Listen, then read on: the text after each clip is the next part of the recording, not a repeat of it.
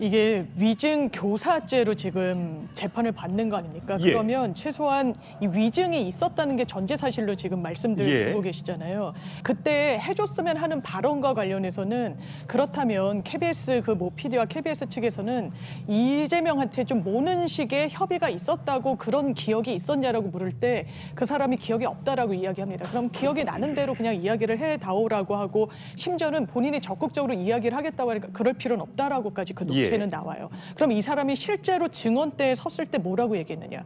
변호인이 질문을 합니다. 그런 모의가 있었냐. 이재명 대표한테 몰자고 하는 부분과 관련해서 알고 있느냐. 이 사람은 모른다 그랬습니다. 심지어 대단히 구체적으로 그 고인이 되신 김병량 전 시장의 어떤 인품 등에 대해서까지 이야기하면서 그런 모의는 없었다라고 이야기를 합니다. 예. 그래서 이재명 대표 측 입장에서는 위증을 시킨 적도 없지만 왜냐하면 그걸 30분을 전문을 들으면 대체적으로는 기억나는 대로 이야기를 해달라는 겁니다. 그리고 자기가 잘 모르는 사실 그렇게 들었다라고 하니까 그럼 들은 대로 이야기를 하라라고 이야기하는 겁니다. 그런데 100번 양보해서 어떤 종용이 있었다고 하더라도 그 발언을 하지 않습니다. 심지어 그 판결문에서 무죄를 받았던 건요. 검사 사칭으로 누명 썼다는 건 그 전력, 처벌 전력이 있음에도 불구하고 이거는 의견 표명이었다라고 하는 법리 쟁점으로 이 사람의 증언은 하등 영향도 미치지 않았습니다. 법리적으로는 무죄를 받을 가능성이 상당히 열려 있다고 판단되는 이유입니다. 근데 강성필 변호사님, 보통 전화해서 있는 그대로만 얘기해 주세요라고 하고 끊으면 되는데 굉장히 지금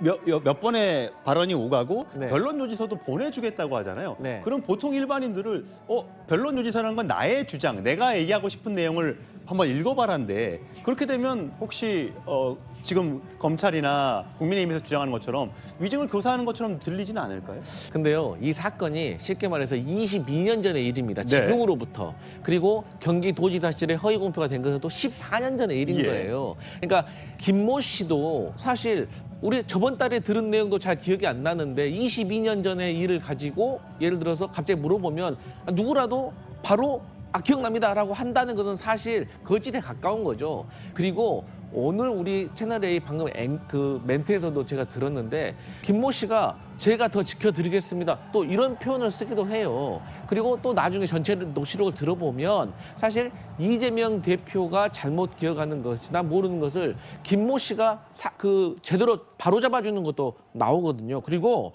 저는 또 당시에 KBS PD가 사실 검사 사칭의 주범이고 어떻게 보면 이재명 대표는 공범이거든요. 근데 결과적으로 2심에서 KBS PD는 기소유예를 받고 이재명 대표는 공범인데 벌금 150만 원을 받아요. 쉽게 말해서 도둑질을 한 사람이 있고 도둑질한 것을 옆에서 망봐준 사람이 있는데 어떻게 망봐준 사람을 더 큰 처벌을 받죠? 그렇기 때문에 이재명 대표 측으로서는 KBS 측과 김병량 전 시장 측과의 어떤 거리가 있지 않았냐라고 충분히 의심해 볼 수 있는 상황이다. 여집니다. 그 팩트의 문제는 짚어야 되니까. 제가 정인신문 조서 김모 씨가 직접 여기 그때 이재명 대표 나가서요. 위증을 한 게 이래 돼 있습니다. 당시 김병량이 KBS 고위 관계자와 치아에 대해 협의 중이라는 말을 정인에게 했느냐? 그랬더니 예 이렇게 대답하고요. 그다음에 그때 KBS는 치아하고 이재명 쪽으로 몰아야 유리한 거 아니냐? 이랬더니 그런 분위기가 있었습니다. 이런 식으로 미리 보내준 질문에 전부 들었습니다. 그런 분이 있습니다. 다 이렇게 위증한 거예요. 이게 다 새빨간 거짓말이라고 자백하고 있는 거예요. 따라서 이게 법정에 위증이 없었다. 이거는 정인신문 조서를 놓고 보면 되고요. 그다음에 우리 강성필 부위원장님은 지금 이제 그 최초로 PD가 아마 이게 더 가볍게 놓은 걸 문제 삼는데 그때 보면요. 경상도 말을 쓰는 게 검사를 서모 검사예요. 소개시켜 준 게 이재명 대표고요. 그다음에 그 스피커 옆에 딱 귀를 쫑긋하고 있다가 계속 추가 질문이나 그걸 메모나 이게 들어줍니다. 그게 있었기 때문에 주범이 된 거고 거기에다가 무고까지 겹쳐져 있잖아요. 그래서 이게 150만 좀 전에 하신 말씀을 제가 조금 팩트 체크를 해드리면 최 PD가 선고유예를 받았어요. 그런데 조금 전에 이제 강성필 위원장 이야기한 것처럼 이재명 대표는 벌금 150만 원 받았죠. 최 PD가 왜 선고유예를 받았는가?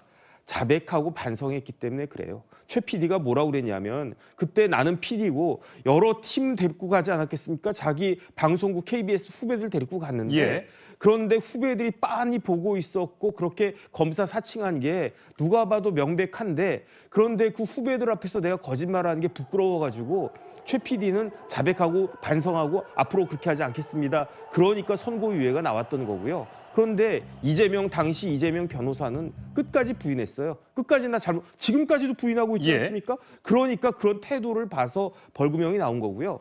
그다음 한 가지만 더 말씀드리면 그 김모 씨가 수행 비서로 알려져 있지만 녹취록 보면 나옵니다. 어떻게 되어 있냐면 그 당시에는 수행 비서가 아니었어요. 왜냐하면 그 성남시장 선거, 지방선거 직전이었기 때문에 김병량 시장이 그 김모 씨를 너는 수행비서보다도 선거 준비해라 해가지고 다른 데 밖으로 내보냈었다고요. 그러니까 김모 씨가 저런 증언을 할 위치에 있지도 않았는데 이재명 대표는 당시 이재명 경기도지사는 그때 김모 씨가 수행비서였으니까 증언하면 도움이 되겠지라고 해가지고 그러니까 기억이 없는 거를 김모 씨는 이야기할 수밖에 없었던 것이다. 이게 팩트입니다.